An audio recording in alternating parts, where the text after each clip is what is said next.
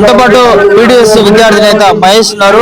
మాట్లాడే ప్రయత్నం చేద్దాం. ఇలా వెలుగమట్ల భూబాధితులకు అండగా సిపిఐ పార్టీ మరి వాళ్ళకి అండగా నిలిచిన పరిస్థితి కనిపిస్తుంది. ఒక్కసారి వాళ్ళతో మాట్లాడదాం. అన్న ఏం చెప్తుంది ప్రభుత్వానికి ఇవాళ వెలుగమట్ల బాధితులకు సంబంధించి ఇన్ని రోజుల నుంచి పోరాటం చేస్తా ఉన్నా ప్రభుత్వం స్పందిస్తలేదు. దీని మీద మీ ఒపీనియన్ ఏంటి?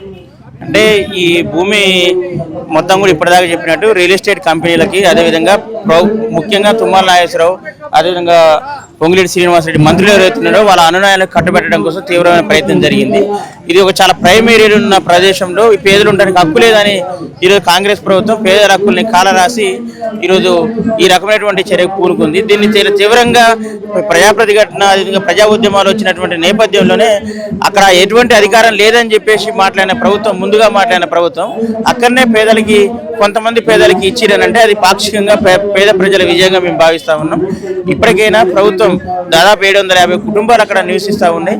వాళ్ళందరికీ కూడా సర్వే చేసి వాళ్ళ డీటెయిల్స్ అన్ని కూడా తీసుకుని వెంటనే వాళ్ళకి పట్టాలు ఇవ్వాలని చెప్పేసి మేము డిమాండ్ చేస్తా ఉన్నాం. ప్రభుత్వం మాత్రం ఇప్పటికే 350 పైగా ఇండ్లు ఇచ్చాము అక్కడ, ఇందిరమ్మ ఇండ్లు, డబుల్ బెడ్రూమ్ సంబంధించి అని చెప్పి వారు చెప్తా ఉన్నారు. వాళ్ళ కొంతమంది కావాల్సుకునే ప్రభుత్వం మీద బురద చల్లుతా ఉన్నాయి కొన్ని పార్టీలు అని చెప్పి రేవంత్ రెడ్డి గారు కూడా మాట్లాడిన పరిస్థితి మనకు అనిపించింది. ఎట్లా చూస్తారు దీన్ని? ఈరోజు 750 కుటుంబాల్లో దాదాపు ఒక 100 కుటుంబాలకు వాళ్ళు ఇచ్చి మేము అందరికి ఇచ్చినామని చెప్పేసి మాట్లాడుతూ ఉన్నారు. ఆ 100 దాంట్లో కూడా చాలా మంది కాంగ్రెస్ పార్టీకి సంబంధించిన కార్యకర్తలు, కాంగ్రెస్ పార్టీకి సంబంధించిన నాయకులే ఉన్నాయని చెప్పేసి మనకు పెద్ద ఎత్తున ఇక్కడికి వచ్చినటువంటి ప్రజలు కూడా చెప్తా ఉన్నారు ప్రత్యక్షంగా. అంటేనే మనం అర్థం చేసుకోవచ్చు ఇక్కడ ఈ దాంట్లో పేద ప్రజలు వాళ్ళకే అందులో ఇల్లు ఇచ్చారనుకోవచ్చు. కాంగ్రెస్ వాళ్ళకి ఇచ్చారు అనేది ఇప్పుడు చెప్తున్నారు, బాధితులు చెప్తున్నారు. మనం చెప్పాల్సిన అవసరం లేదు. బాధితుల దగ్గర మైకులు పెడితే వాళ్ళే చెప్తున్న పరిస్థితి కూడా ఉంది. కాబట్టి ఇప్పటికైనా ప్రభుత్వం ఆలోచించాలి. పేద ప్రజల పొట్టలు కొట్ట హక్కు, అధికారం ఎవరికి లేదు. ప్రజాస్వామ్యాన్ని 7వ గ్యారెంటీగా ఇస్తామని చెప్పేసి అధికారంలోకి వచ్చినటువంటి రేవంత్ రెడ్డి ప్రభుత్వం ఈ ప్రజాస్వామిక హక్కులను కూడా కాలరాస్తూనే చిన్నపాటి నిరసన కూడా తట్టుకోలేకపోతా ఉందని ఎందుకు మేము అడుగుతా ఉన్నాం. ఎందుకంటే వాళ్ళు నిన్న ఖమ్మం నుంచి బయలుదేరేటప్పుడు అనేకమంది పోలీసు ఆటంకాలు పెట్టి హైదరాబాద్ చేరుకోవద్దని చెప్పేసి వాళ్ళని ఎక్కడికక్కడ ఆపే అధికారం మీకు ఎవరిచ్చారని చెప్పేసి ఈరోజు కాంగ్రెస్ పార్టీని అడుగుతా ఉన్నాం. కాబట్టి ఇప్పటికైనా ప్రభుత్వం ఆలోచించాలి. వీళ్ళకి ఏదైతే అక్కడే నివాసంలో ఉన్నటువంటి వాళ్ళకి అక్కడే ఆస్థానంలోనే ఇల్లు కట్టి ఇవ్వాలని, 10 లక్షల నష్టపరిహారం ఇవ్వాలని చెప్పేసి మేము డిమాండ్ చేస్తా ఉన్నాం. ఒకవేళ ప్రభుత్వం స్పందించకపోతే మీ విద్యార్థి నాయకులు కావచ్చు, అదేవిధంగా వామపక్ష పార్టీలు ఏ విధంగా కార్యాచరణ ఉండబోతుంది? ఇప్పటికే పీడీఎస్ విద్యార్థి సంఘం చాలా క్రియాశీలకంగా ఈ ఉద్యమంలో ఉంది.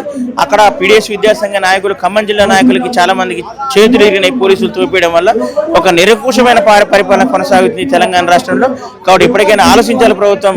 ప్రజా ఉద్యమాన్ని, ప్రజా ఆగ్రహాన్ని గ్రహించి వాళ్ళకి ఏవైతే వాళ్ళకి నష్టపరిహారం ఇవ్వాలి, అదేవిధంగా అక్కడున్న స్థలంలోనే వాళ్ళకి ఇల్లు కట్టి ఇవ్వాలని చెప్పేసి మేము డిమాండ్ చేస్తా ఉన్నాం. ఇట్లా చూడవచ్చు, 3 మంత్రులు ఉన్నారు ఖమ్మానికి సంబంధించి. వారు ఒక్కరు కూడా దీంట్లో సానుకూలంగా స్పందించిన పరిస్థితి. అందరికి న్యాయం చేస్తామని కూడా చెప్పట్లేదు. కానీ ఇవాళ ప్రశ్నించిన వాళ్ళ మీదనే కేసులు పెట్టడం, వారిని ఇబ్బంది పెట్టడం, ఇదంతా జరుగుతూ ఉంది ఖమ్మంలో. ఎట్లా చూస్తారు? ఈరోజు ఖమ్మంలో 3 మంత్రులు వాళ్ళు ప్రజల కోసం పనిచేయట్లేదు, కార్పొరేట్ కంపెనీల కోసం, అదేవిధంగా బడా పెట్టుబడిదారుల కోసం, అదేవిధంగా రియల్ ఎస్టేట్ వ్యాపారుల కోసం పనిచేస్తూ ఉన్నారని మాకు స్పష్టంగా కనబడుతూ ఉంది. 3 మంత్రులు ప్రజల కోసం పనిచేస్తే అక్కడ ఏం జరిగిందో గ్రాస్ రూట్స్లో పోయి అక్కడ ఏం జరిగింది విషయాన్ని తెలుసుకొని వాళ్ళందరూ కూడా పట్టాలు ఇవ్వాల్సిన బాధ్యత. ఎందుకంటే వాళ్ళే ఫస్ట్ వీళ్ళందరూ కూడా పెయిడ్ ఆర్టిస్టులని మాట్లాడారు. మళ్ళీ వెనక్కి ఖర్చుకొని వాళ్ళే మేము పట్టాలు ఇస్తున్నామని చెప్పేసి కొద్దిమంది పట్టాలు ఇచ్చారు. కాబట్టి తప్పు జరిగింది, మీ వైపు నుంచి జరిగింది. కాబట్టి మీరు ప్రజల గురించి ఆలోచిస్తే, ప్రజల కోసం పనిచేస్తే ఇప్పటికైనా పట్టాలు ఇవ్వాలని చెప్పేసి మాత్రం మేము డిమాండ్ చేస్తా ఉన్నాం. ఫైనల్గా ఎట్లా చూడొచ్చు, వర్క్ బోర్డు, భూదాన్ బోర్డు ప్రభుత్వానికి ఎందుకు సంబంధం ఉంటుంది, ఎందుకు ఇన్వాల్వ్ అవుతుంది అనుకోవచ్చు? దీంట్లో ఏమన్నా వేరే కోణం ఉంది అనుకోవచ్చు? భూదాన్ భూములు ప్రభుత్వ భూములు కావు. భూదాన్కు ఒక బోర్డు ఉంది, అవి ఖచ్చితంగా భూదాన్ బోర్డు. ఆ భూదాన్ బోర్డు పేద ప్రజలకు సంబంధించినటువంటి వాళ్ళకి, పేదలకి భూములు ఇచ్చే ఒక సంస్థ. భూములు ఇస్తుంది. చాలా భూదాన్ బోర్డులలో ఈరోజు పేద ప్రజలు గుడిసెలు వేసుకొని ఉన్నారు. అది ప్రభుత్వానికి సంబంధించిన కూడా కాదు. కానీ ఈరోజు రియల్ ఎస్టేట్ వ్యాపారం కోసం అక్కడ ఖమ్మం కలెక్టరేట్కు కూతవేడి దూరంలో ఉన్నటువంటి భూముల కోసం ఆశపడి అరువులు దాచి పేద ప్రజల కడుపును కొట్టింది కాంగ్రెస్ ప్రభుత్వం. కాబట్టే ఈ ప్రజాగ్రహం అంత పెద్ద ఎత్తున వచ్చింది. కాబట్టి దీన్ని మేము తీవ్రంగా వ్యతిరేకిస్తా ఉన్నాం. వెంటనే వాళ్ళకి పట్టాలు ఇవ్వాలని చెప్పి మేము డిమాండ్ చేస్తా ఉన్నాం.